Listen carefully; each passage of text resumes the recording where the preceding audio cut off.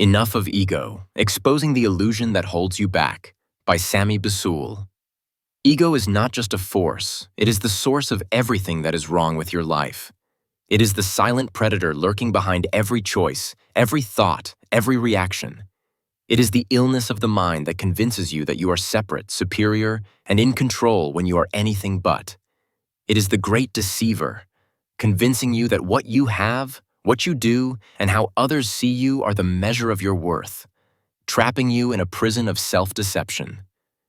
This ego is the source of all your pain, all your suffering, all the wars you fight inside and out. It is the root of every conflict, the fuel of hatred, the reason nothing is ever enough. Ego is the reason you are constantly in competition, constantly chasing validation, constantly feeling like something is missing. It is the reason you tear others down to lift yourself up. The reason no victory feels complete. The reason no success brings peace. Ego is the greatest enemy you will ever face, and it is a war you have been fighting your entire life. It is not just the source of your insecurity or your insecurities about the future, it is the reason you destroy what you love, the reason you push people away, the reason you fight for things that ultimately don't matter.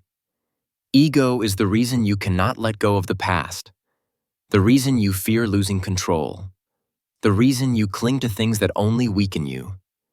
Ego thrives on division, and it whispers to you, you are better than them, or you are nothing at all. It convinces you that you are entitled, that your identity is tied to what you own, what you've achieved, and how others view you. Ego tells you that you need to be right, that you need to win, and it poisons everything you touch. Ego is the source of all evil. The reason wars are fought, families are torn apart, and hearts are broken. Ego creates the illusion that we are separate from one another, when the truth is, we are all connected by something far greater than the stories ego tells. Ego distorts love, turning it into possession. It turns joy into competition. It turns compassion into control. It is behind every act of selfishness, every betrayal, every crime against our fellow human beings. If you think that ego doesn't affect you, think again. Ego isn't just a loud voice. It is a silent architect, quietly manipulating your actions and thoughts without you even knowing. It hides in the smallest decisions, the subtle pride in being right, the unspoken superiority over others, the quiet sense of entitlement you feel in moments of stress. Enough of ego. It's time to expose the illusion, to tear down the walls it's built around your mind. It's time to stop letting this silent killer control your life. Chapter 1. The Ego's Quiet Revolution. Ego isn't always the loud, brash voice we imagine it to be. It doesn't always parade around demanding attention or dominance. In fact, it's far more dangerous in its subtlety. It works quietly, behind the scenes, shaping our thoughts and actions without us even realizing it. Ego's revolution doesn't happen in dramatic moments. It unfolds in the smallest, most insidious ways. It doesn't shout at us. It whispers. You've probably had moments where you reacted in a way that felt almost automatic. Maybe a moment of frustration when things don't go as planned, or a sudden need to prove yourself in a conversation. These moments might have felt like they came from nowhere, but they didn't. They were carefully orchestrated by the ego, which has been building its influence for much longer than you've realized. Think about the last time you made a snap judgment about someone, based solely on their appearance or a small piece of information. Or the last time you felt threatened by someone's success, even though it had nothing to do with you. These seemingly small reactions are the ego's fingerprints. They're the tiny, quiet revolutions that happen every day, shaping how we perceive ourselves and others. Ego doesn't need to make a scene to control you. It does its work by weaving its web of self-protection, pride, and separation into the essence of your everyday experience. The real danger of ego is that it doesn't announce its presence. It's almost invisible. We might think of ego as the voice that says, I'm the best, or I deserve more, but it's just as active in its quieter forms. The self-doubt that creeps in when we're faced with uncertainty, the need for validation in social situations, the impulse to compete when there's no need for it. These are ego's quiet whispers, nudging us one thought at a time, slowly shaping our identity and our actions without us fully realizing it. It's in the way you start your day, thinking, I hope people notice my effort today. Or when you catch yourself dismissing someone else's opinion because it challenges the comfortable story your ego has built around you.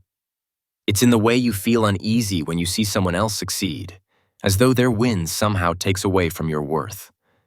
These are all the ego's quiet revolutions, moving through your thoughts like a hidden current, steering you without you even knowing it. The ego doesn't need to be loud to be powerful. Its true strength lies in its ability to operate unseen, shaping your choices and decisions from the background. It's why you can make choices that don't feel like your own, why you can feel trapped in patterns of behavior you don't understand. Ego is the silent architect behind every subtle decision that reinforces your sense of separation and self-importance. It's the quiet voice that says, I need to look better, do more, be more. It's the reason you seek approval and avoid vulnerability, because showing who you really are feels too risky when ego is in control. But here's the truth. The revolution of ego is not a war fought in public. It's a quiet, personal battle, happening in the shadows of your thoughts. It's in the conversations you have with yourself when no one's watching, in the judgments you make in silence, in the moments of self-comparison when you think no one else is looking. Ego isn't loud. It's a whisper, constantly nudging you towards its story of who you are, what you need, and how you should be perceived. And the more we listen to it, the more we become its puppets. Ego doesn't just influence your actions, it shapes your very identity, creating a version of yourself that is driven by an endless search for validation, achievement, and control. It molds your self-worth based on external things, what you do, what you have, how others see you. The more you engage with it, the more it pulls you into a cycle of need. Always needing more, always needing to be right, always needing to be seen. Ego's revolution isn't about loud proclamations. It's about the subtle shifts that keep you chasing, never satisfied, and never quite free. What makes the ego so powerful is that it's able to disguise itself as a natural part of you, as though these thoughts and impulses are simply who you are. But the truth is, you are not your ego. The more you identify with it, the more it controls you, silently steering you toward a life you never consciously chose. The more you feed ego, the more it grows, shaping not just your thoughts, but your life itself. It's time to wake up to this quiet revolution, to recognize that the thoughts you think, the feelings you feel, and the actions you take are often being shaped by an unseen force, the ego. Only once you become aware of its quiet influence can you begin to see through its illusions and start to live authentically. The ego's quiet revolution is happening right now. Are you aware of it? Are you ready to take back control? Carl Jung, Beyond the Mask, the persona we wear. I am not what happened to me. I am what I choose to become. Carl Jung. Picture a person standing in front of a crowd, beaming with confidence, carefully crafted for the world to see. The smile is perfect, the words are measured, the image is immaculate. But inside, something feels off. There's a gnawing sensation that this outward version of self doesn't fully reflect who they really are. It's almost as if they are playing a role, one they've become too comfortable in, but too disconnected from. Carl Jung called this the persona, the outward mask we wear to navigate the social world. The ego creates this persona not as an authentic reflection of who we are, but as a shield, a tool for survival in a world that demands we be something: successful, likable, competent, perfect. Jung's insight was profound. The persona is not just a mask, it becomes a false identity that we eventually begin to identify with, almost without realizing it. The ego convinces us that we are the roles we play, the labels others give us, and the personas we carefully construct. We begin to live in this illusion, never questioning if there is something deeper, something more authentic beneath the surface. Imagine this: a successful business leader who spends years climbing the corporate ladder. They are admired, respected, perhaps even feared. But inside, they are a different person. Unsure, restless, maybe even lonely. Over time, They start to believe the persona they've built is who they truly are. The problem? The persona isn't real. It's a creation of the ego that masks the true self. And the more we identify with this constructed self, the further we move away from our true essence. Jung warned that if we live entirely through the lens of the persona, we risk losing our connection to the inner self, the deeper, untainted part of us that holds our true values, passions, and purpose. It's like living with a distorted mirror, always seeing a version of ourselves that's created by others or by society, but never seeing the person beneath. What Jung also recognized is that the persona serves a vital social function. We need it to fit in, to function, to survive in a world full of expectations. But here's the danger. When we over-identify with the persona, we forget that it is only one aspect of us, not the totality. We get trapped in a cycle of performing instead of living. Jung's process of individuation is a journey of moving beyond the ego's constructed identity and returning to the whole self, the parts we may have buried in favor of social approval. This isn't about becoming someone else.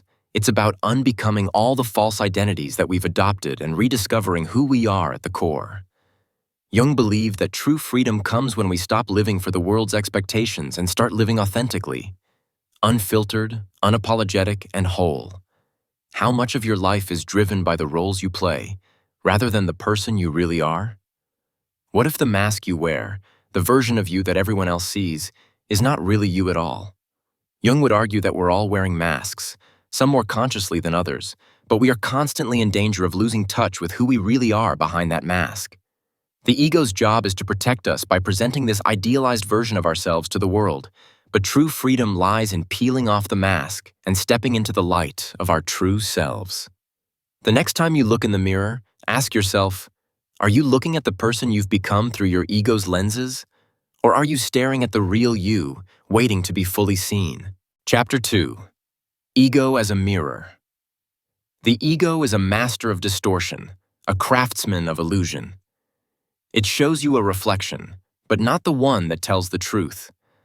What it offers is a false mirror, one that bends and warps your identity to fit its narrative, a version of you that is often far removed from who you truly are. You may look into this mirror every day, but do you see yourself or just the image ego has carefully painted for you? Imagine standing in front of a mirror, yet instead of seeing your authentic self, you see a reflection distorted by self-judgment, fear, and expectations. The more you gaze into it, the more you begin to believe what it shows you. But that reflection isn't you. It's the image that ego has created, shaped by past experiences, insecurities, and the pressure to conform. It distorts your sense of self, presenting a version of you that is built on false narratives, rather than on your true nature. How often have you defined yourself by what you do or what you have? How many times have you used your accomplishments or social status to validate your worth? That's ego, showing you a distorted version of yourself, one that is tied to external validation, constantly shifting with your achievements, failures, or what others think of you. Ego creates the illusion that your self-worth is linked to your success, your appearance, or your possessions. In doing so, it convinces you that this illusion is the real you, the person you must defend at all costs. But this distorted version of you is not who you are. It's a mask, a persona that ego has shaped to protect you, to keep you feeling safe and in control. It's the identity you've built up over time, layer by layer, out of the need to belong, to feel important, or simply to survive in a world that constantly demands you prove your value. But like any mask, it hides the truth. And over time, the longer you live behind it, the harder it becomes to remember who you were before you put it on. The ego's reflection is based on fear. It fears vulnerability, so it builds up walls to keep you protected. It fears failure, so it constructs a self-image based on perfection and success. It fears being insignificant, so it demands validation, constantly seeking the approval of others to reinforce its false identity. This constant chase for external recognition keeps you trapped in a loop of validation, never satisfied, always striving for more, always seeking the next reflection in the mirror that confirms your worth. But the more you buy into the ego's reflection, the more you lose touch with who you really are. The true you is not a reflection of what you've accomplished or how you've been seen by others. It is not defined by your past mistakes or your future fears. It is the essence of who you are beneath all the layers, the part of you that is constant, unshaken, and untouched by the changing tides of external circumstances. Yet ego keeps you looking at the distorted mirror it has built, unable to see the depth and truth of your true self. Think about the times when you felt threatened by someone else's success, or when you've been overly defensive about your own achievements. These are moments when ego holds up a false mirror, reflecting a version of yourself that is constantly competing, constantly comparing. Ego tells you, if you don't have more, if you don't appear better, you're not enough. And in those moments, you lose sight of what's real, that your worth is not tied to comparison, to success, or to recognition. It simply is. This false mirror keeps you stuck in a cycle of self-judgment and self-doubt, where you're constantly trying to measure up to an ideal that doesn't even exist. You may begin to think that who you are is something that needs to be validated by the world around you. But this is ego's trick. It's the illusion of self. The true self doesn't need validation. It simply is. The false mirror ego holds up also leads to self-defensiveness. Ego's identity is fragile. It's built on external forces, and the moment it feels threatened, whether through criticism, failure, or comparison, it responds with defensiveness. You feel the need to protect the image ego has created for you, to defend it at all costs. But when you feel the need to defend yourself, you've already stepped into ego's game. True authenticity doesn't need to defend itself. It simply expresses itself without fear of rejection, judgment, or comparison. Ego's mirror is an illusion, one that you've been staring at for so long that you may have forgotten what the real reflection looks like. It's time to break free from the distortion, to step away from the false image you've been holding on to, and see yourself for who you really are. The truth is that you are not defined by what you've achieved, what you own, or what others think of you. You are more than the reflection ego shows you. The first step to freedom is recognizing the mirror for what it is, a false reflection of yourself, built by ego to keep you trapped in its illusion. Once you begin to see that, you can start to step away from the image it's created and move toward the truth of who you really are, a truth that exists beyond the false mirrors ego holds up. Eckhart Tolle, The Silent Tyrant, the ego's quiet control. The ego is a subtle force. It's silent, it's persistent, and it's one of the most powerful architects of human suffering. Eckhart Tolle. Imagine for a moment standing in the middle of a crowded street. The noise of the world is all around you. The hum of conversation, the honk of car horns, the distant chatter of voices. But inside your head, it's even louder. Thoughts come and go, a relentless stream of self-criticism, worry about the future, regret about the past, a never-ending conversation that doesn't seem to pause for even a moment. This internal chatter, the voice in your head that constantly judges, analyzes, critiques, and reacts, is the work of the ego, according to Eckhart Tolle. But here's the twist. The ego doesn't always scream and shout. Instead, it whispers quietly in the background, subtly shaping your thoughts, decisions, and reactions, without you even realizing it. Tolle describes the ego as a silent tyrant, a force that dominates our lives by convincing us that we are the thoughts we think, the emotions we feel, and the roles we play. It convinces us that our identities are based on our past experiences or future goals, when in reality, the true self is far deeper and more unshakable than any of these passing thoughts or labels. What Tolle recognized is that the ego's greatest trick is convincing us that we are separate from everything around us. It whispers, "You are this person, and they are that person. Your experiences are yours, and theirs are theirs. You are alone in this journey." But the truth, Tolle argues, is that the ego is an illusion. The separation it creates is a false construct, one that keeps us trapped in the cycle of suffering. The beauty of Tolle's teachings lies in his simple yet profound message: presence. To escape the clutches of the ego, we must return to the present moment, a place where there is no past, no future, and no ego-driven identity. When we can quiet the mind and simply be, we step into a space where the ego has no hold over us, and we experience true peace. Think of it this way. The ego is like a drunken driver, constantly steering us in the wrong direction, causing us to react to life from a place of fear, judgment, and insecurity. But the moment we stop and observe our thoughts without becoming them, we begin to free ourselves from this destructive cycle. In presence, we find clarity. In presence, we find stillness. And in that stillness, we find the truth of who we are. A truth far beyond the ego's noisy commentary. What if everything you think you are, everything you've been told you are, is just a story the ego has convinced you is true? What if you could step out of that story and experience the peace of just being? Tolle's core teaching is simple but profound. The ego doesn't have to be your master. When we stop identifying with our thoughts, when we stop believing that every passing feeling or judgment defines us, we begin to transcend the ego's grip. True freedom comes from this practice of stillness, of being fully present, without the constant need to define, defend, or control. Ask yourself, in the quietest moments of your life, when the world falls away, who are you then? Not the thoughts, not the labels, just you, as you are right now. Could this be the key to finding the peace that has always eluded you? Chapter 3. The ego's need for separation. The ego's greatest weapon isn't its voice, it's the barriers it builds. Ego thrives on separation. It needs division to survive. Whether it's setting you apart from others or convincing you that you're different, special, or better, ego creates artificial walls to isolate you, convincing you that these walls are necessary for your identity and self-worth. Look around at the world today. The most powerful forces at play are often the ones that divide us.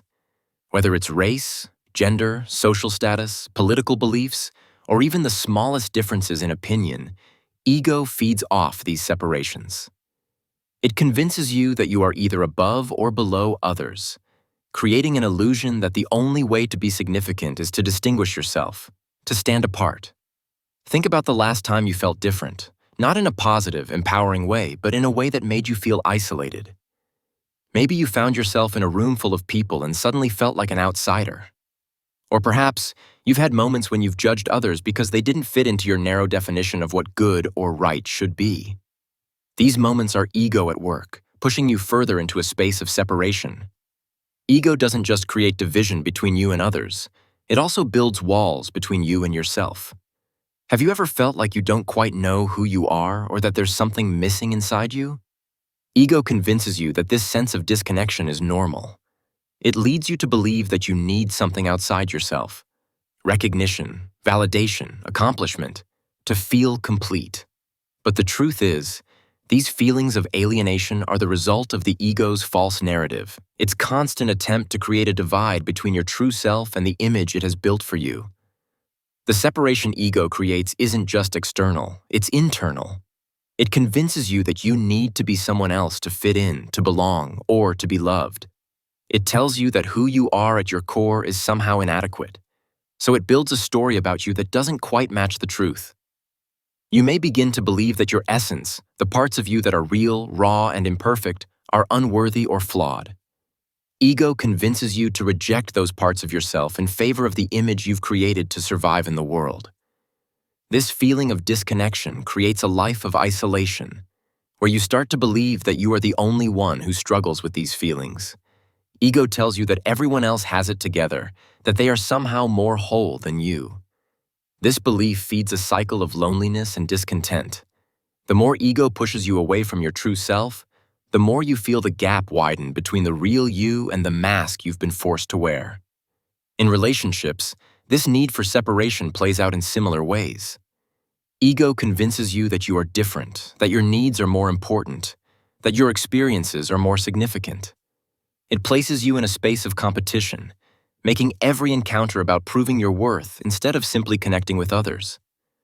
In conversations, ego tells you to protect your image. Whether it's through being right, winning an argument, or holding on to your pride instead of listening, understanding, and being present with the person in front of you, ego creates an illusion that you are separate from others, feeding the belief that true connection can only happen when you are on top or in control. It turns relationships into a game of positioning, where you are either above others or beneath them. This dynamic fosters distance, as you never really meet the other person, but instead meet them in the context of ego's stories. It's like two mirrors facing each other. You see yourself reflected back at you, but never truly connect. The more we allow ego to dominate our thoughts, the more isolated we become. We push away parts of ourselves, our true selves, in favor of an image that keeps us safe, keeps us comfortable, keeps us above others. The more we hold on to these ideas of superiority and difference, the more we feed the illusion that we are somehow unlike the rest of the world. But the truth is, we are all connected. Our struggles, our desires, our experiences are not as unique as ego would have us believe. We are more alike than we know. We are all simply human, navigating the same life, carrying the same vulnerabilities, fears, and hopes. The illusion of separation keeps us trapped in a cycle of loneliness, where we feel disconnected not just from others, but from the deepest parts of ourselves. Ego tells us that we are different, and we need to protect ourselves from the world around us. But in doing so, it only deepens the distance between us and the connection we are truly seeking. Ego thrives on division. And when we start to see through its lies, when we recognize that we are not separate from others, that our worth is not in comparison, and that our true self is not something to protect but to embrace, we begin to break down the walls. Only then can we experience true connection with ourselves and with others. A connection rooted in authenticity, vulnerability, and mutual respect. The first step is recognizing the division that ego has created in your life. Notice when it convinces you that you are different, special, or superior to others, and when it convinces you to push away parts of yourself in favor of an image that doesn't serve you. The truth is, we are all connected, and when we see through ego's illusion, we can begin to dismantle the separation and live in the freedom of unity. Alfred Adler, The Superior Complex, Hiding Insecurity Behind Perfection. The greater the lie, the more it is believed. Alfred Adler. Imagine someone who is always striving to be better, stronger, faster, or more successful, constantly seeking validation through achievements and recognition. At first glance, this person seems confident, maybe even superior. They walk with their head held high, ready to take on any challenge. But something doesn't feel right. They seem to always need to be better than others, and there's an intense fear of being seen as weak or insignificant. Alfred Adler, one of the founding figures of modern psychology, had a term for this type of person: the superiority complex. According to Adler, people who constantly need to prove they are better, smarter, or more accomplished are often covering up an inner sense of inferiority. This might sound counterintuitive at first. How could someone who seems so confident actually be hiding insecurity? But Adler's insight was simple and profound. The ego's need for superiority is a defense mechanism, designed to mask a deep fear of inadequacy. Let's break it down. The ego creates this false image of superiority, an identity built on the need to always win, always outshine others. But beneath this mask is a person who, at their core, is afraid of being judged as less than. They might feel they are not enough unless they are better than everyone else. This constant drive to prove themselves feeds into a cycle of never feeling good enough, even though outwardly they may look like they've got it all together. But here's where it gets interesting. Adler didn't see this as a healthy path to growth. In fact, he argued that the ego's need to assert superiority actually hinders true progress. The desire to be better than others keeps us locked in a cycle of comparison and competition, preventing us from embracing our authentic selves. Rather than seeking external validation, Adler believed the key to real growth was to overcome the ego's need for superiority and embrace a more balanced, humble sense of self-worth. This superiority complex can also manifest in more subtle ways. For example, someone might constantly feel the need to be right, even in small disagreements. just to maintain a sense of control over their environment. They might even self-sabotage because their identity is so tightly tied to being the one in command. The ego has created a prison of comparison, and while the outside world might see a confident person, inside, they are constantly wrestling with insecurity. Adler's approach, though, offers a way out. He proposed that true strength comes from recognizing that we are all equally imperfect. The goal isn't to be superior to others, but to embrace our own uniqueness and accept our flaws. The moment we stop trying to outdo everyone else, we stop living in competition and begin to embrace a more genuine, fulfilling path to growth. What if the drive to always win, to be better than everyone else, isn't the path to fulfillment? What if instead, it's the ego's way of keeping us trapped in a cycle of fear and comparison? Adler's work teaches us that the ego's need to assert its superiority is actually an expression of deep vulnerability, a fear of not being enough. When we embrace our imperfections and release the need for validation, we free ourselves from the constant cycle of competition and can start living with more self-acceptance. Next time you find yourself pushing harder to be better than someone else, ask yourself, are you trying to prove something to the world? Or are you simply trying to prove something to yourself? Adler would argue that true freedom lies not in being superior, but in recognizing that we are already enough, just as we are. Chapter 4. The ego's addiction to labels. Ego loves to label. It loves to put things, people, and experiences into neat little boxes, each with its own tag. Good, bad, right, wrong, successful, failure. Labels give ego a sense of control, an illusion that it has understood the world and that it can predict and categorize the unpredictable nature of life. But in reality, these labels are the very things that keep you from truly experiencing life for what it is. They are the chains that bind you to a narrow, rigid understanding of yourself and others. Think about how often you label yourself. You might describe yourself as a successful person, a failure, as shy, outgoing, strong, or weak. These labels can feel comforting, as though they give us an identity, something solid to hold on to. But have you ever stopped to consider how limiting these labels really are? How often do they restrict your growth? How much of who you truly are lies beyond the neat little categories you've assigned to yourself? Ego's addiction to labels is a defense mechanism. It wants to simplify the world. If it can categorize something as good or bad, then it doesn't need to confront the complexity and nuance of life. But this simplification comes at a price. In trying to make the world more manageable, ego closes the door to possibility, reducing people, experiences, and emotions to their most basic and least authentic forms. It convinces you that you can know people, that you can understand their entire essence with a few words, a few traits, a few snapshots of their behavior. How often do you find yourself labeling others? You've met someone who dresses a certain way and you think, they're like this. Or someone says something that triggers you and you immediately classify them as arrogant, selfish, or weak. We all do it. Labeling is a quick fix. It makes us feel like we've understood the complexities of people in just a few words, but in doing so, we miss the fullness of their humanity. When we label others, we close ourselves off to the possibility of understanding them. We limit them to the box we've created for them, refusing to see the multifaceted, ever-changing person they actually are. This is where ego wins. It convinces us that by simplifying and categorizing, we can control what we encounter. But what we miss is that people, just like experiences, are not meant to be boxed or defined. They are meant to be explored, experienced, and understood in their fullness. And this depth is what ego denies us. The same goes for emotions. When we feel angry, sad, or frustrated, how often do we quickly label the emotion as bad, as negative, or unwanted? How often do we push ourselves to quickly move past those feelings because we've labeled them as something to avoid or reject? Ego tells us that feelings like anger or sadness are unacceptable, that they are things we must push away.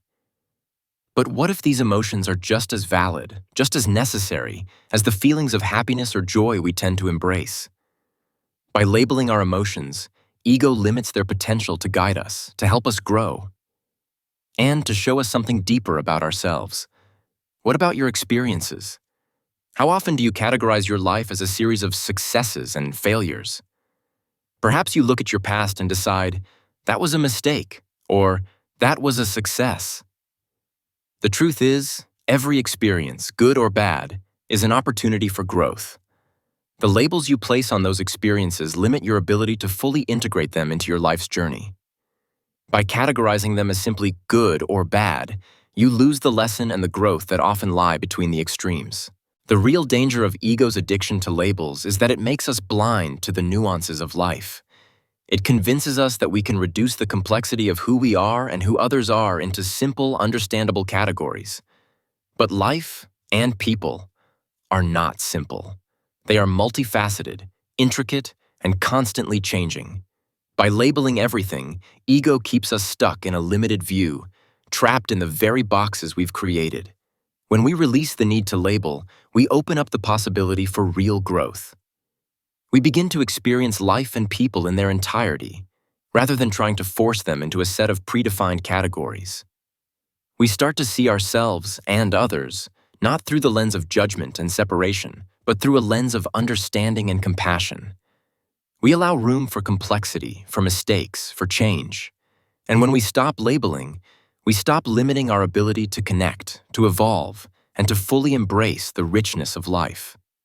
The first step in overcoming ego's addiction to labels is to start questioning the categories you've created. When you feel the urge to label someone, or even yourself, pause. Ask yourself, am I seeing the whole person or just a snapshot of their behavior? Am I experiencing this emotion as it is, or am I immediately labeling it as bad or negative? By noticing these moments of labeling, you begin to see the illusion for what it is. You start to free yourself from the need to categorize, and in doing so, you open up the space for real growth and connection. Ego's need for labels keeps you confined to small boxes, both for yourself and for others. But you are not defined by labels. You are so much more. It's time to step outside the boxes ego has built for you and embrace the fluidity of life, the messiness, the uncertainty, the whole experience. Only then will you begin to experience the world not as a place to control, but as a place to live fully, without the constraints of ego's labels. Sigmund Freud, The Ego's Hidden Hand, Defending Ourselves from Ourselves. The ego is not master in its own house. Sigmund Freud. Imagine for a moment sitting in a dimly lit room in early 20th century Vienna. Sigmund Freud, with his meticulous precision, lays out a theory that would forever change how we view the human mind. It's a theory that uncovers a silent but powerful force, the ego, a force that operates behind the scenes, influencing everything from our deepest desires to our most routine actions. Freud's groundbreaking insight was that the ego is not merely a tool for making decisions or navigating life. It's far more subtle, far more strategic than that. It's a silent protector, a shield between us and the chaos of our inner world. The ego's role is to guard us against the uncomfortable truths of who we really are and to create a version of reality that's more palatable, more manageable. Freud's theory doesn't sound very comforting at first. He proposed that deep within us, there lies a conflict. The ego, with all its defenses, struggles to maintain control over our primal desires, the id, and the moral expectations imposed on us, the superego.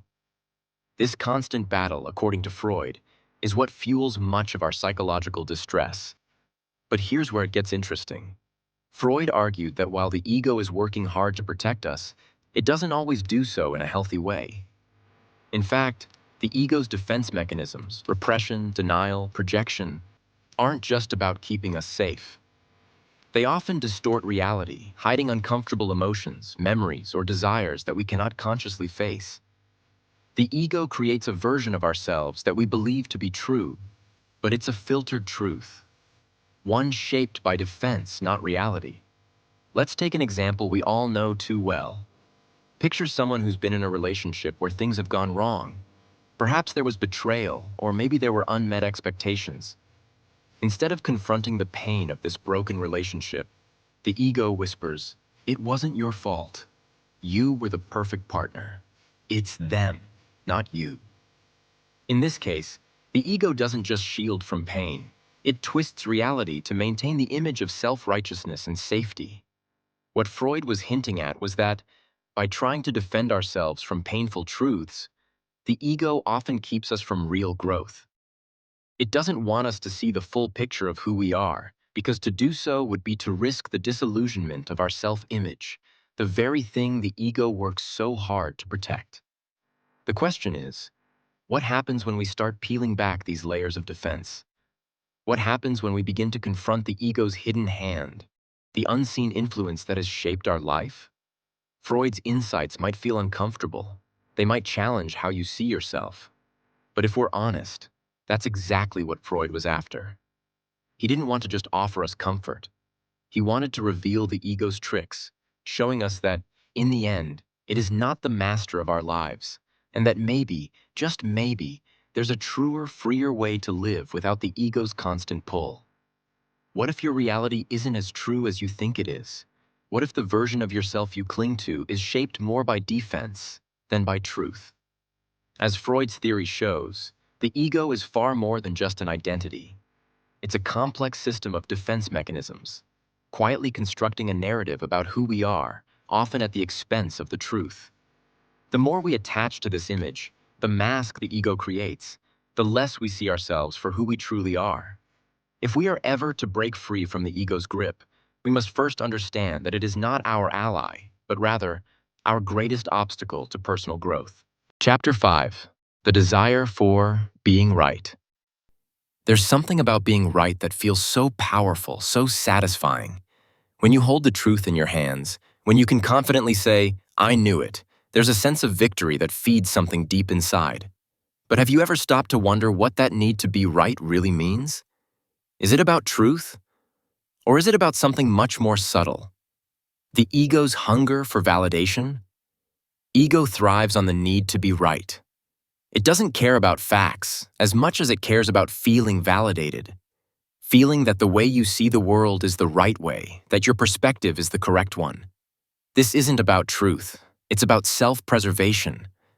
The ego wants to feel superior, to feel in control, and being right is the easiest way to reinforce that. It convinces us that if we can prove our point, if we can win the argument, we've somehow validated our worth. The problem is, the need to be right creates a constant undercurrent of tension in your life. You've likely found yourself in conversations where the urge to prove your point becomes overwhelming. Maybe it's with a friend, a colleague, or even a loved one. In those moments, it's not just about clarifying facts or finding the truth. It's about protecting the ego, about reinforcing the story that you know better, that your perspective is the right one. Have you ever noticed how hard it is to let go of an argument, even when you know you're not really gaining anything from it? Or how you might defend an opinion long after you've realized it's no longer serving you, simply because admitting you were wrong feels like losing? Ego can turn the most insignificant disagreement into a battle of pride. The desire to be right often blinds us to the reality that being right doesn't always mean being happy, or even being helpful. In relationships, the need to be right can be one of the most destructive forces. It creates distance. It creates disconnection. When you're so focused on proving you're right, you stop truly listening to the other person. You're no longer interested in understanding their perspective because it becomes more important that your point of view prevails. This is where ego thrives, in the quiet war of who is more right. And in this battle, everyone loses, because being right is a poor substitute for real understanding. Take a moment to think about your past disagreements. How many times did you defend a position long after it was clear that the issue wasn't the facts, but your need to be validated? How many times did you win the argument, only to realize you were left feeling emptier than before? Ego convinces you that being right is the prize, but in reality, it's often a hollow victory. The ego has a deep fear of being wrong, because being wrong means vulnerability, and vulnerability is a threat to its carefully constructed identity. But the truth is, being wrong is not the enemy. It is, in fact, the gateway to growth. The ego tries to convince us that being wrong equals weakness, but in reality, it's the only way to truly learn, to expand your understanding, and to develop a deeper connection with others. When we cling to the need to be right, we close ourselves off from the opportunity to evolve. we miss the chance to expand our perspectives, to see things from someone else's point of view, to let go of old beliefs and embrace new ones. Consider how much more enriching a conversation could be if the goal was not to prove you were right, but to discover and understand. How much more connection could there be if instead of clinging to your position, you were open to the idea that there might be something valuable in the other person's perspective? The desire to be right can be so consuming that it stops us from growing, stops us from learning something new, and ultimately, stops us from connecting with others on a deeper level.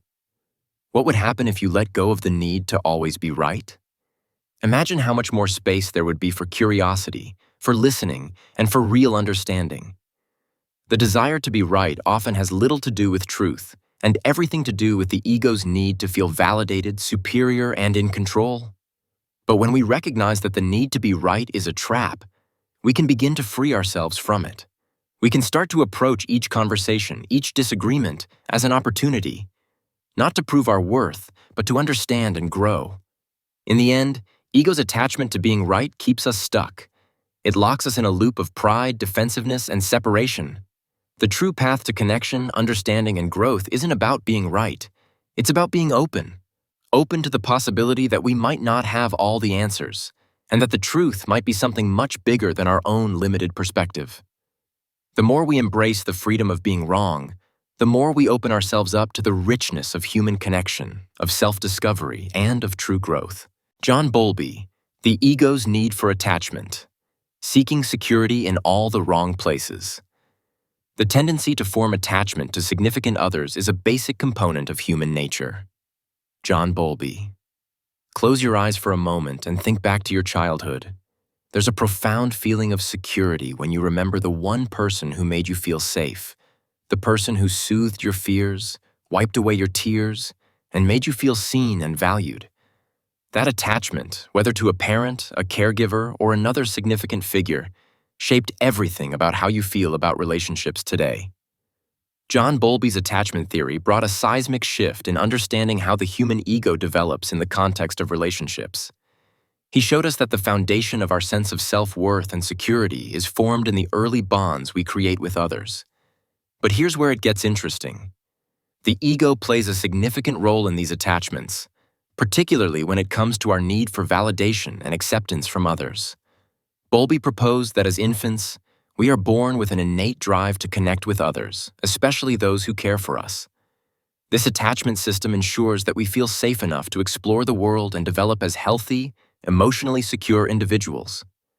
However, when these bonds are inconsistent or unreliable, our ego begins to take over, creating an internal narrative that tells us we are unworthy of love, or worse, unlovable. Bowlby explained that our ego's response to unreliable attachments can manifest in a variety of ways. For some, the fear of abandonment becomes an overwhelming force that drives them to cling to others, seeking approval and validation to fill the void left by early emotional neglect. For others, the fear of rejection leads to a defensive ego that becomes guarded, creating barriers between themselves and others to protect against emotional vulnerability. Bowlby's work highlights that the ego, in its attempts to find security, is often driven by the desire for attachment, but that drive can be distorted by early childhood experiences. If we were neglected, abandoned, or not given the emotional attunement we needed, the ego constructs a fragile sense of self that constantly seeks affirmation, approval, and reassurance from external sources. This search for security becomes a central part of our ego-driven behavior, making us dependent on relationships to define our sense of worth. We become trapped in the belief that our value is contingent upon the approval of others, whether it's the validation of a romantic partner, the praise of a boss, or the affection of friends. The ego, rather than standing on its own, becomes a reflection of how others see us, and we cling to the illusion that we can only be whole if others accept us. But here's the twist. Just as Bowlby showed us that we develop these attachment patterns in our early years, we can also retrain the ego. The key to healing lies in secure attachment, the ability to develop a relationship with ourselves that doesn't rely on external validation. When we self-validate, we can break free from the cycle of ego-driven dependency and learn to live from a place of emotional wholeness. How much of your need for approval is tied to the way you were loved or not loved as a child? What would it take to stop seeking validation from the outside world and start validating yourself from within? Bowlby's research tells us that attachment is at the core of our emotional development. When the ego becomes too entwined with the need for external validation, it's often a reflection of unmet attachment needs from the past. The key to overcoming this, according to Bowlby, is to build secure attachments, not just with others, but with ourselves. Ask yourself, in relationships, are you seeking connection out of love and mutual respect, or out of fear of abandonment and insecurity? Can you find a sense of emotional security within yourself, rather than depending on the approval of others? Chapter 6. Ego and the Chase for Validation. At the core of the ego lies an insatiable craving, a deep, almost primal need to be seen and recognized. It is not enough to just exist. We must be acknowledged. We must be validated. This craving for recognition and approval doesn't just motivate our actions, it defines them.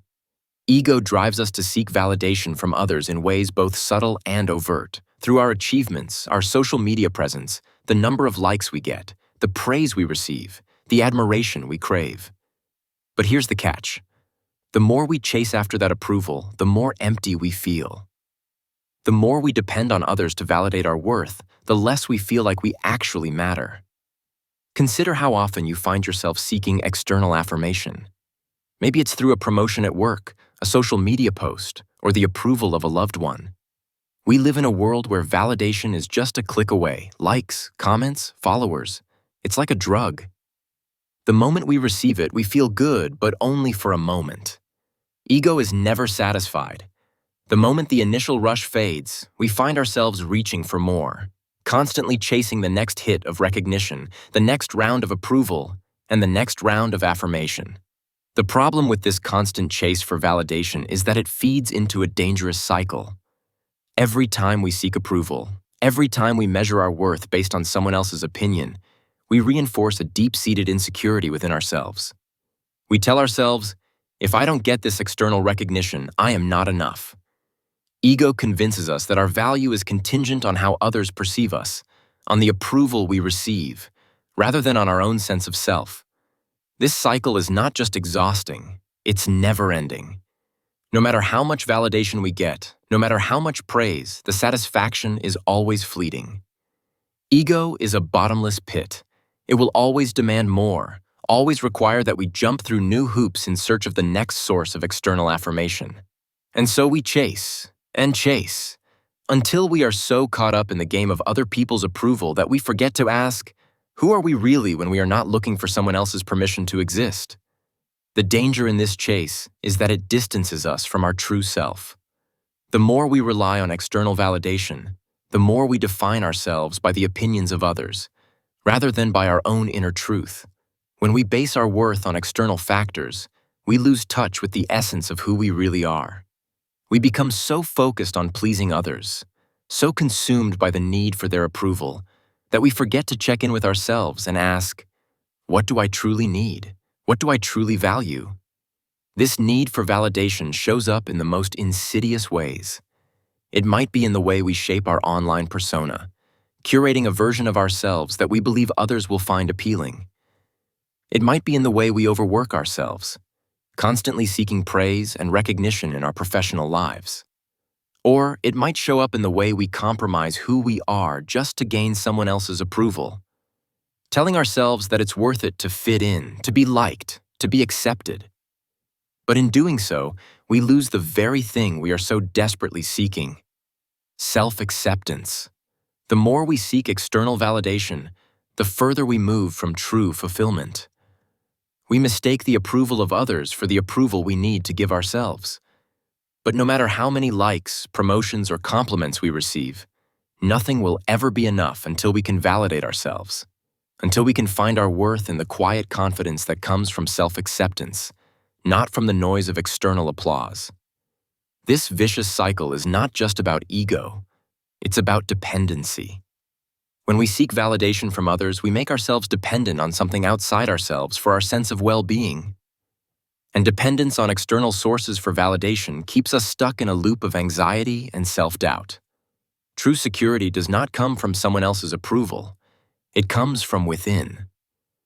When we learn to validate ourselves, when we stop chasing the fleeting satisfaction of external affirmation, we step into a space of self-assurance that is rooted in our true essence, not in the shifting opinions of others. To break free from this cycle, we must begin to recognize when ego is at play. It is the part of us that tells us we are only worth something when someone else says we are, but the truth is, you are enough. Right now, just as you are. You do not need anyone else's permission to be whole, to be valuable, or to be worthy. The validation you seek is already within you.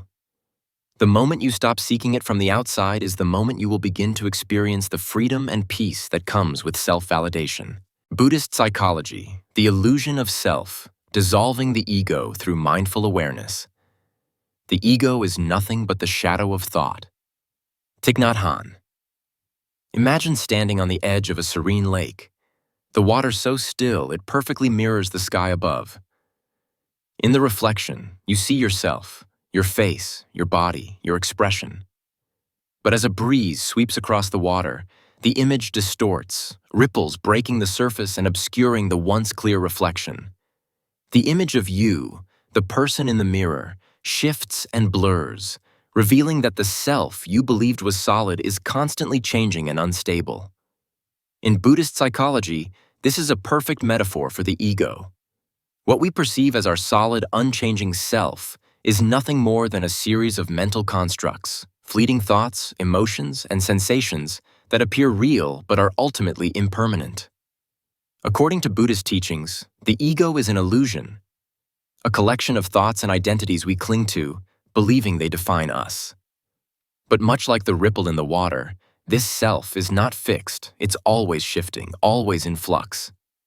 In the Buddhist tradition, one of the central tenets is the impermanence of all things. Anatta, or non-self, teaches that there is no permanent, unchanging self. The idea of a fixed ego that we must protect, defend, and uphold is a delusion.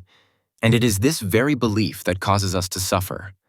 The ego constantly seeks to affirm its identity through attachment to people, possessions, ideas, and achievements.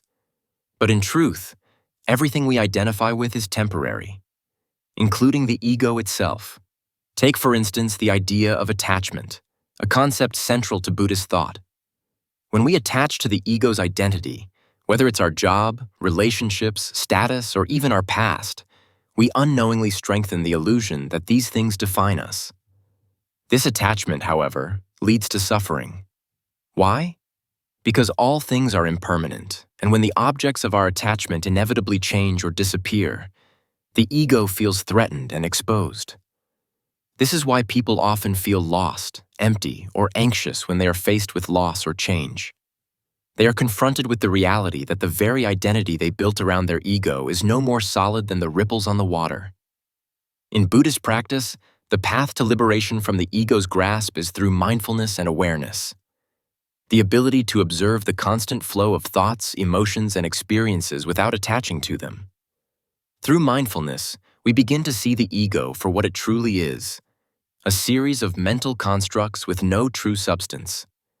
We learn to detach from the false identity the ego presents, allowing us to step into the present moment, free from the need to defend, prove, or constantly validate ourselves. The Buddhist approach encourages us to cultivate awareness of our thoughts, noticing how they arise, linger, and fade. With practice, we start to recognize that we are not our thoughts, nor our emotions, nor the roles we play. We are the observer, the one who can watch these things come and go without attaching to them or identifying with them. When we release the need to hold on to the ego's self-constructed identity, we experience freedom, freedom from the endless cycle of attachment and suffering. What if everything you believe about yourself, the roles you've taken on, the labels you've accepted, the ego you've built, are just mental constructs, waiting to be released? Buddhist psychology offers us a radical invitation to see through the illusion of the ego and realize that our true nature is not confined to a set of fixed identities or beliefs. When we let go of attachment to the ego, we experience the truth of impermanence, and in that truth, we find peace. Ask yourself, what happens when you stop identifying with your thoughts, your roles, yourself?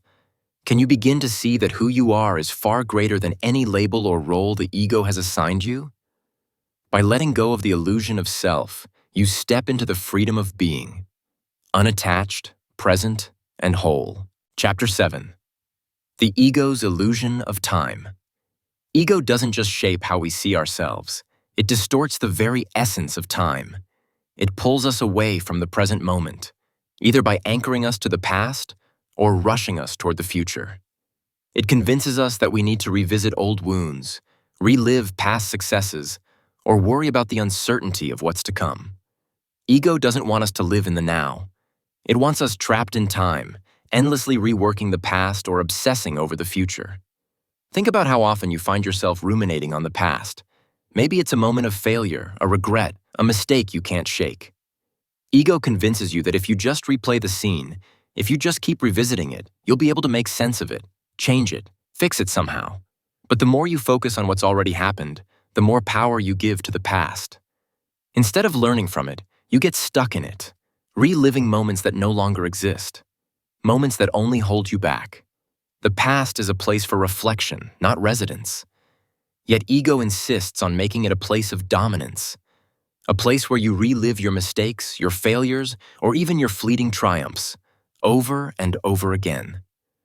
The problem with clinging to the past is that it drains the energy we could be using to live fully in the present. Ego doesn't allow you to move forward because it keeps dragging you back. Whether it's guilt, shame, or pride, it convinces you that the past holds some sort of power over your future. But the truth is, the past has no control unless you allow it to. It only has the power you give it, and ego knows exactly how to exploit that. On the flip side, ego is just as skilled at projecting you into the future. Have you ever found yourself anxiously planning for something that hasn't even happened yet? The future, in the ego's hands, becomes a place of unmet expectations, unresolved anxieties, and unrealistic goals. Ego fills the future with a sense of urgency, constantly whispering that time is running out, that you have to achieve more, be more, or do more. It convinces you that the future is where fulfillment lies, and the moment you arrive there, you'll finally feel whole. But the moment the future arrives, it's already too late. The ego keeps you moving the finish line further and further away. The ego's illusion of time is a trap. Whether you're stuck in the past, holding on to what once was, or racing toward the future, constantly striving for what could be, you're never really present. The present moment becomes irrelevant to the ego because it isn't interested in what is. It's interested in what was and what could be, keeping you from experiencing the fullness of now. This makes time feel like it's slipping through your fingers, constantly out of reach, even though the only real time you can control is the moment you're in right now. Ask yourself, how often do you find yourself not here? How much of your energy is spent in thoughts of the past, trying to resolve things that can't be changed, or in worry about the future, trying to control outcomes you can't predict?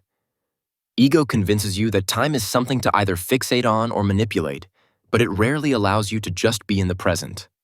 When we let go of ego's distortion of time, we begin to free ourselves from the need to hold on to the past or chase an uncertain future. We allow ourselves to embrace the present moment where true power lies. Living in the now isn't just a concept. It's the only place where you can act, where you can choose, where you can experience life in its fullest, most authentic form. The past is a memory, and the future is an idea. Neither is real, and neither has the power to define who you are unless you give them that power. Ego, however, doesn't want you to remember that. It wants you stuck in either regret or anticipation, always yearning for something that isn't here yet. But the present is where life actually happens. It's where you have the power to change, to choose, to be free. The more we focus on the now, the more we release ego's hold on time. Instead of running from our past or rushing toward an uncertain future, we find the freedom to live in a space where we are not bound by either. We find peace in what is, in the present moment, because it is the only time that truly exists. Richard Rohr, The False Self, Breaking Free from the Ego's Chains. The false self is the one who tries to hold on to everything, clinging to beliefs, possessions, people, and even time, because it believes it is in control. But the true self, the essence of who we really are, is free and always open to transformation. Richard Rowe. Picture a man in a small room surrounded by things. His desk is covered with papers, notes, and books, all of which hold significance in his mind. Every item in the room represents who he is, his career, his identity, his beliefs, his achievements. As he looks around, he feels secure. He is a man of success, of knowledge, of purpose. Yet there's a deep, unsettling sense that something is missing, an inner yearning that he can't quite explain. According to Richard Rohr, this feeling of emptiness comes from the false self, a self built by the ego, one that clings to external identities and possessions in an attempt to define itself. Rohr's teaching is radical. The ego constructs an identity that is false, temporary, and ultimately unsatisfying. It tries to make us believe that our value comes from what we own, what we achieve, and what we appear to be in the eyes of others. But this is all just a facade, the false self that hides the deeper, more authentic self within. Rohr, a Christian mystic and spiritual teacher, explains that the false self is a product of the ego's need for control, for certainty, and for recognition. We create these false identities in an attempt to protect ourselves from vulnerability. If we can define ourselves by our jobs, our possessions, or our accomplishments, we feel safe. But the truth is, all of these things are external, and none of them touch the core of who we really are. What Rohr emphasizes, though, is that there's a way out, a way to break free from the chains of the false self. This path requires us to let go of our attachments to external validation, to confront the shadow of our ego-driven fears, and to embrace a more authentic way of being. This isn't about destroying the ego, but rather about integrating it, seeing it for what it truly is, a temporary construct, not the essence of who we are. Rohr also speaks of the importance of spiritual transformation. True spirituality, he says, is not about accumulating more things or proving our worth through achievements. It's about entering the deeper realm of the self, where we realize that our identity is not rooted in what we do, but in who we are at the core, whole, unified, and connected to something greater than the individual ego. Through practices like contemplative prayer, silence, and self-reflection, Rohr suggests that we can begin to disentangle ourselves from the ego's false sense of self and move toward a more authentic life. This path of transformation is not easy. It requires letting go of attachments, facing our fears, and being willing to sit in the discomfort of not knowing who we are without the ego's labels. The ultimate goal of Rohr's teaching is for us to realize that the true self, the self that is connected to the divine, to others, and to the world, cannot be defined by the ego. Instead, it is a self that is constantly in a state of becoming. The journey is about shedding the layers of the false self so we can become who we truly are. How much of your life has been spent chasing after external validation? How much of your identity is tied to what you do or what you have? What would happen if you let go of these attachments and simply allowed yourself to be? Rohr's teaching invites us to shift our focus from the ego-driven pursuit of achievement, success, and recognition to a deeper exploration of who we truly are beneath the surface.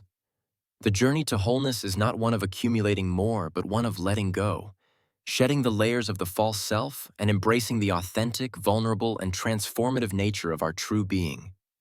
Ask yourself, if you stripped away all the roles you play, all the things you own, and all the stories you've told yourself about who you are, what would remain? Could you live with that? And could you find peace in that emptiness? Chapter 8. The ego's need for a story. Have you ever noticed how often you find yourself telling a story about who you are? Maybe it's a tale of how you've struggled, how you've triumphed, or perhaps how the world has wronged you. Whatever the story, the ego has a way of crafting a narrative that defines us, that gives our lives meaning, even if that story doesn't really reflect who we are or who we can become. Ego thrives on narrative. It needs a story to explain why things are the way they are, to justify why we act the way we do, and to shape our identity. And just like any good storyteller, ego will weave the plot in such a way that it makes perfect sense to us. We are the hero, the victim, the underappreciated genius, or the perpetual failure.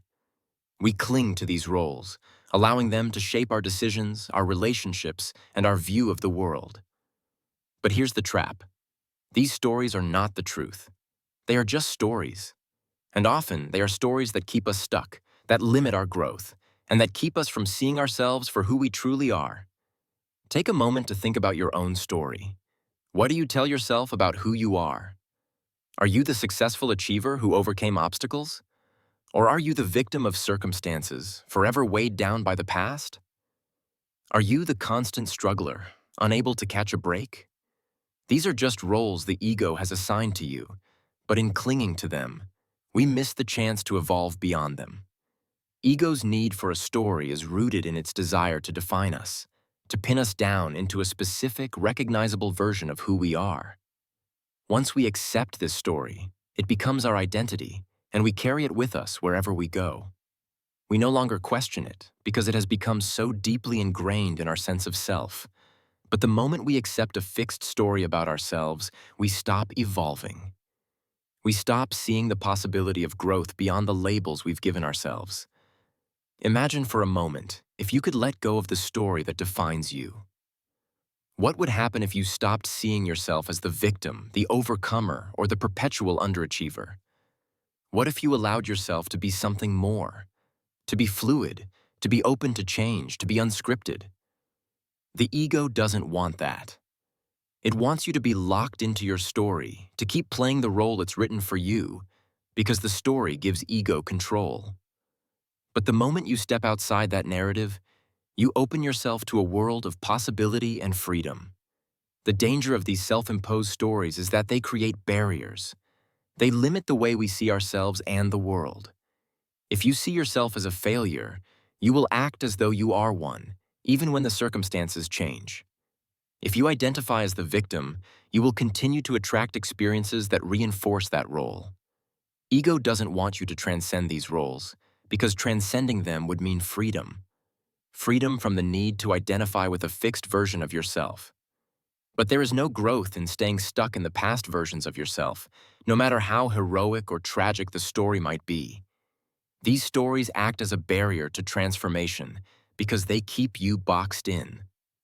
They keep you from seeing yourself as you truly are, an ever-evolving, multifaceted being with limitless potential.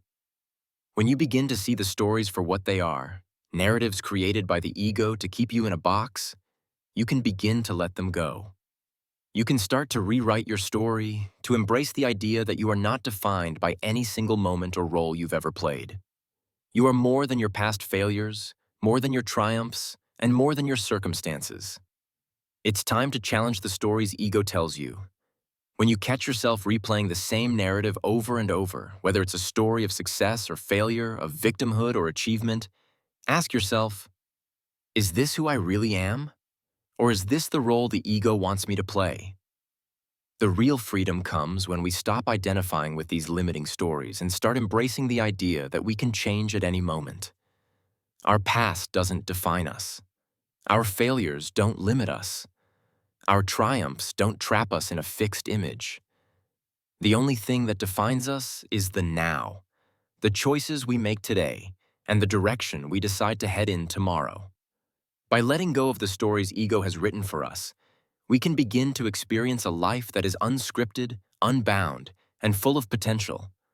We can see ourselves and others without the constraints of roles we've played in the past. And in that freedom, we find the power to truly transform. Tara Brach, Radical Acceptance. Embracing the self beyond the ego. The ego is not just our self-image, it's the belief in a separate, disconnected self. The truth is, we are all connected, and the ego's illusion keeps us locked in isolation. Tara Brach.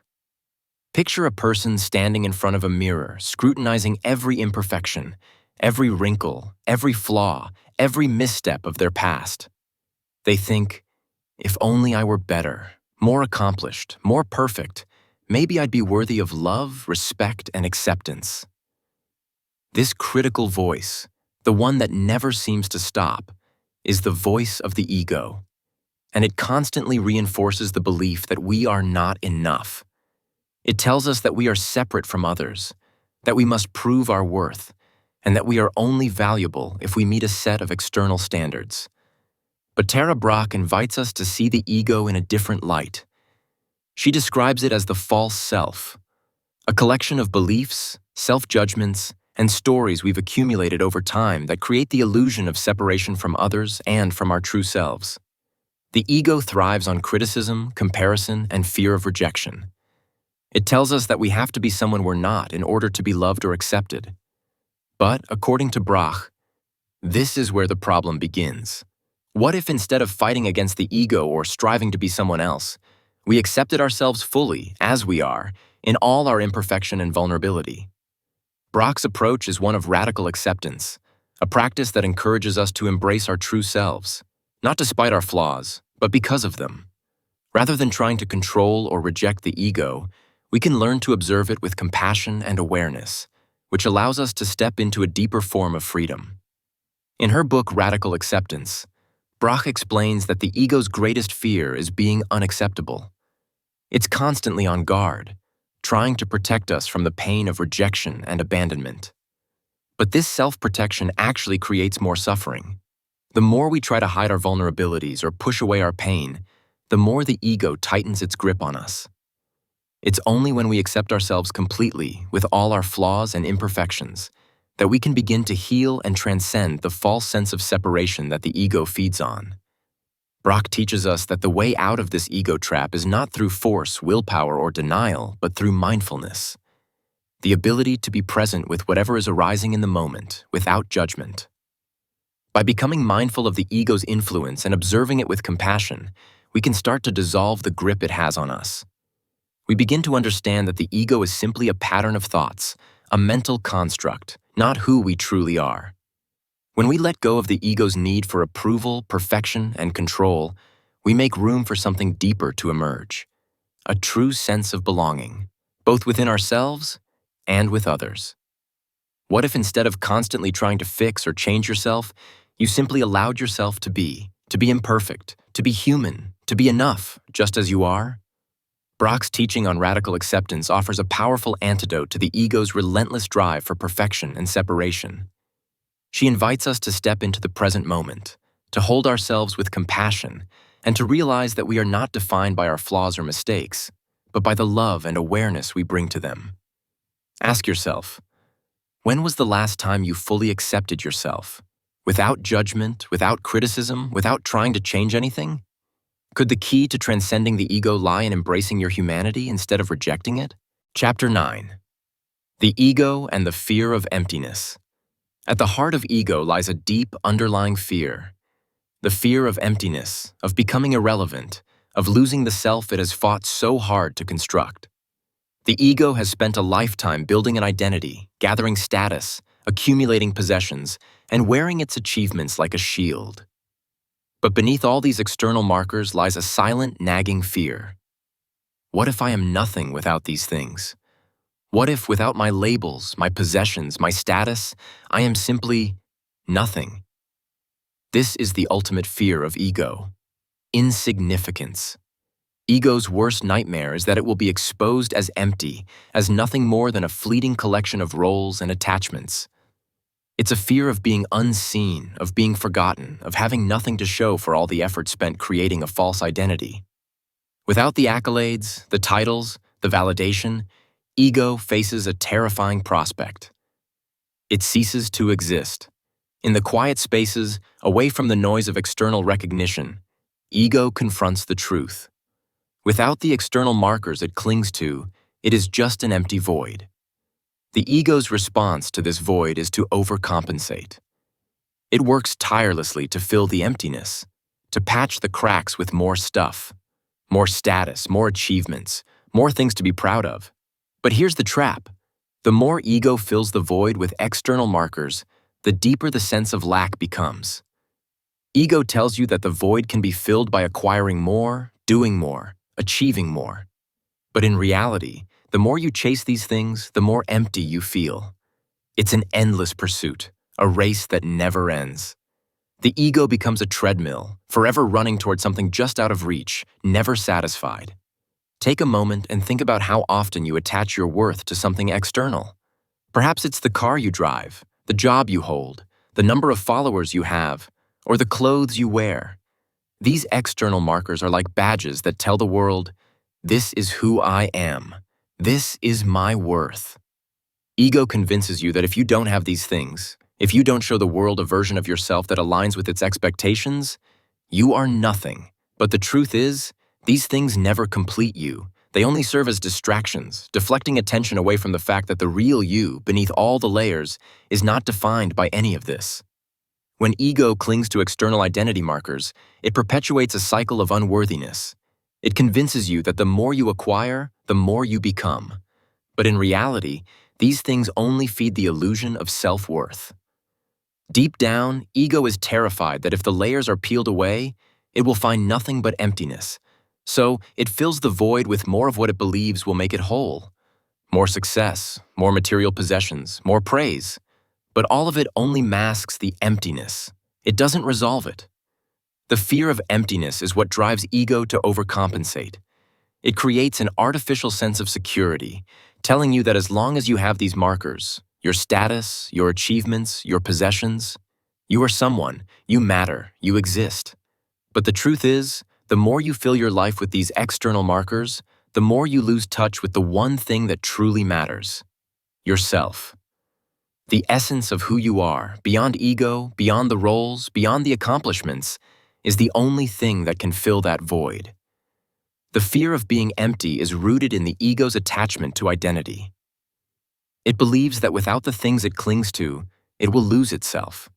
But true wholeness comes from within. When we stop filling the void with external things, we can finally face the truth of who we really are: whole, complete, and enough, without the need for constant validation, without the need for external markers to prove our worth. To break free from this fear of emptiness, we need to shift our focus inward. Rather than chasing external markers, we must begin to see that the only thing we truly need to feel whole is our own acceptance. The more we detach from the things that ego believes define us, the more we open ourselves to the truth. We are not our possessions, our job titles, or our achievements. We are the awareness that watches all of these things. We are the space in which everything else unfolds. Ken Wilber, The Evolution of Ego, From Separation to Wholeness. The ego, in its true sense, is a reflection of the self that is ever evolving, yet it is trapped within a limited perspective until we expand it. Ken Wilber. Imagine climbing a mountain, each step taking you higher and higher, the air becoming thinner, the view more expansive. At first, you are focused solely on your current perspective, concerned with your immediate surroundings, your own limitations, your path, your struggles. As you climb, you begin to notice the broader view, the peaks in the distance, the open sky, the connection between the earth below and the vast world above. With each step, the landscape of your mind shifts, and you see a bigger picture. This, according to Ken Wilber, is how the ego evolves. At first, the ego is self-centered and focused on its own survival, narrowly defined by individual desires and external validation. But as we move through different stages of consciousness development, the ego begins to expand, evolving from a limited sense of self to a more integrated and expanded consciousness. The problem, Wilber says, isn't the ego itself. It's the limited perspective the ego operates from, especially when it is not yet aware of its own evolution. Ken Wilber is unique in his approach to the ego because he doesn't reject it or see it as something to be completely eradicated. Rather, he sees the ego as a necessary aspect of human development. However, he points out that most of us remain trapped in a very limited view of the ego, focused on the surface-level identity we've constructed around our roles, our success, our image. This egoic self is based on separation, seeing ourselves as distinct from others, and this is where we often get stuck. What Wilber proposes is that as we grow, both spiritually and psychologically, the ego can expand and evolve, allowing us to integrate more aspects of our experience and embrace a broader, more inclusive view of self. He calls this process transcend and include, which means that instead of discarding or destroying the ego, we integrate its lessons and expand our consciousness beyond the narrow boundaries of self-identification. For example, when we experience a shift in consciousness, we begin to understand that our identity is not tied to just the individual self. The ego starts to soften, recognizing that we are part of a greater whole. This is when we step into the transcendent, realizing that our consciousness is not limited to this body, this role, or this persona, but rather is interconnected with all of life. The ego evolves from a place of separation into a more integrated and unified consciousness. Wilber's integral theory highlights how the evolution of the ego is essential for growth. We must first understand the ego's influence in our life, then integrate the lessons it offers, and finally, transcend its limited perspective to experience a more holistic and transcendent self. As we move through the stages of development, we shed the false identities the ego has constructed, not by rejecting them, but by expanding them, allowing us to live from a place of greater awareness and wholeness. What if your ego isn't something to be rejected or destroyed, but rather something to be expanded? What if the ego is a stepping stone, a phase in your evolution, inviting you to experience the vastness of your true self? Wilber's theory on the evolution of ego invites us to recognize that the ego, in its limited form, is a starting point, not the final destination. The goal isn't to fight or suppress the ego, but to understand it, integrate it, and then transcend it. By expanding our consciousness, we move closer to understanding that the true self is not confined by the ego's narrow walls, but is instead part of the vast interconnectedness of life. Ask yourself, are you still clinging to the ego's limited story of who you are? What would happen if you began to see your ego as part of your evolution? Something to understand and transcend, rather than something to overcome. Rollo May, The Ego's Fear of Authenticity. Confronting the Existential Anxiety. The opposite of courage in our society is not cowardice. It is conformity. Rollo May. Imagine standing at the edge of a cliff, the wind howling, the sky uncertain. The drop below is vast, and your heart pounds in your chest. In this moment, you're faced with a choice: to jump into the unknown or to retreat back to what is safe and familiar.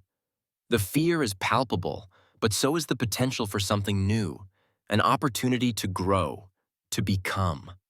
The choice, as Rollo May would put it, is about embracing authenticity over the false security the ego offers. May's work in existential psychology is centered on the fundamental conflict between our ego, the false self that seeks security, control, and certainty, and our true self, which is always seeking to grow and become more authentically ourselves.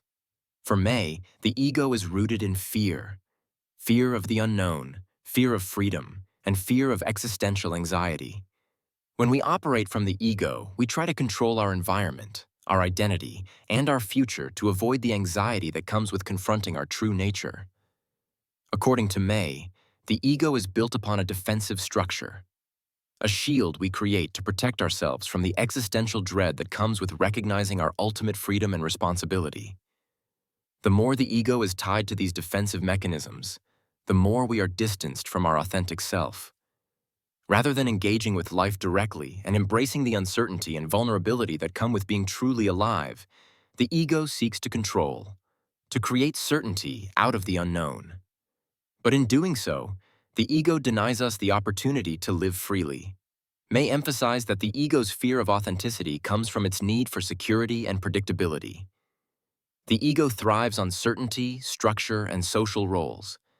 It's tied to the mask we wear, the identity we project to others. However, true freedom and authenticity come from confronting the anxiety of unveiling the self and breaking free from the constraints of societal expectations, preconceived roles, and external validation. In his work, May argued that we cannot achieve true authenticity without first embracing our anxiety. Authenticity, for May, is not about living without fear, but rather about acknowledging the fear and moving forward anyway. The ego, in its quest to protect us from the discomfort of facing our own limitations and existential truths, keeps us trapped in the safe but false identity. We are not truly free until we allow ourselves to be vulnerable, to feel the anxiety that comes with change, and to step into the unknown of who we really are. Through this lens, the ego's defense mechanisms are not inherently bad. They are simply mechanisms that block us from stepping into our authentic selves.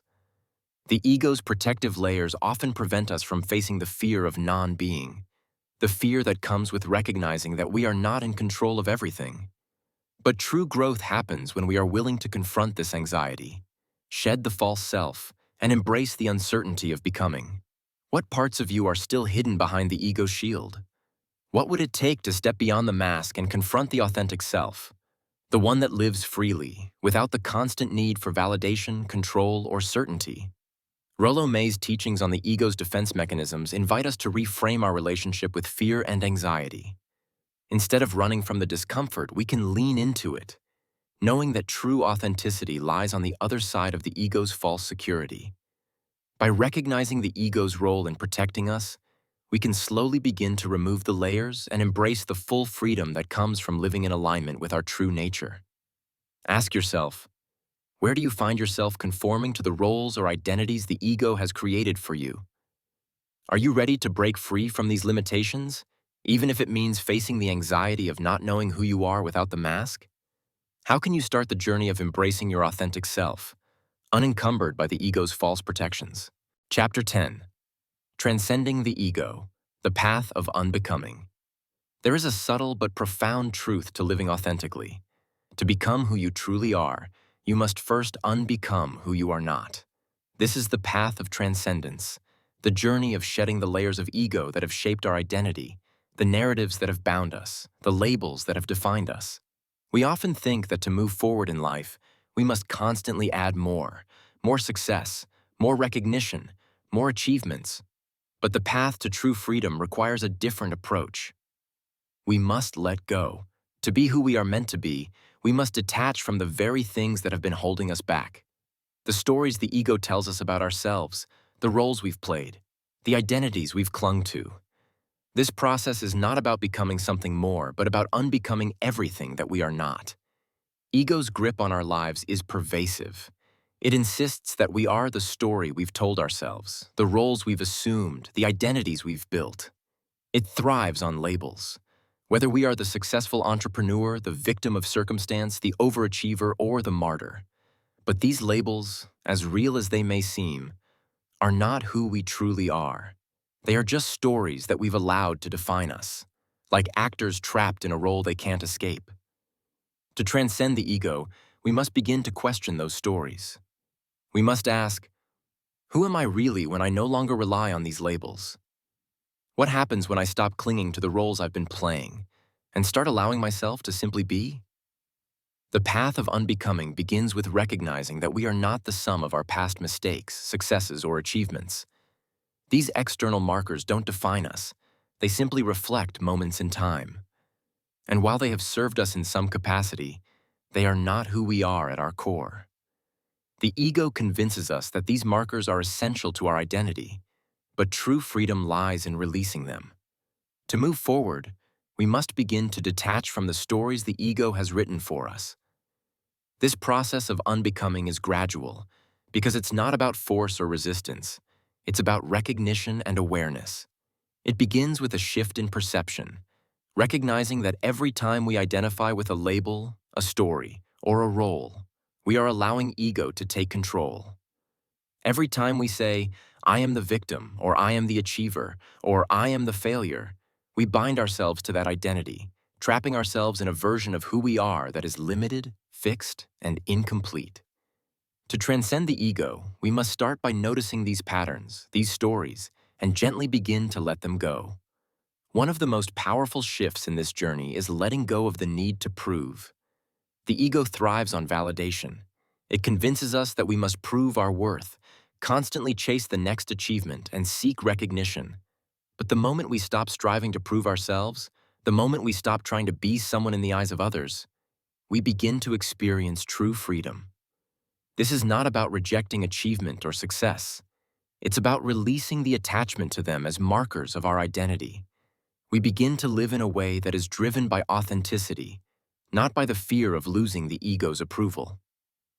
The path of unbecoming also requires us to embrace discomfort.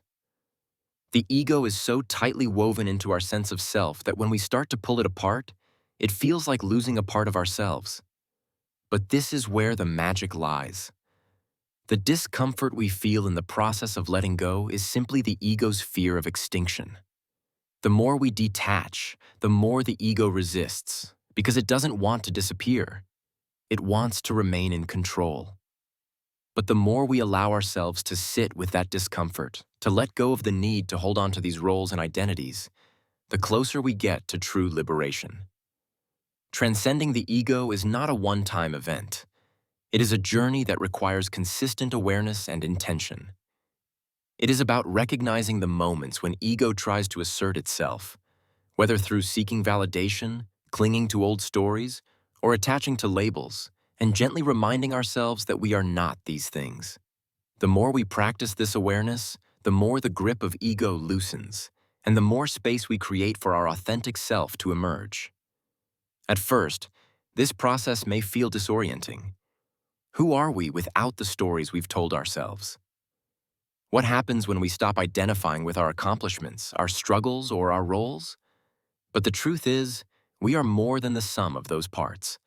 We are the awareness that watches it all unfold, and it is in that awareness that we find our true identity. By unbecoming the ego's creations, we make room for the freedom to be, simply to exist without needing to prove, define, or label ourselves.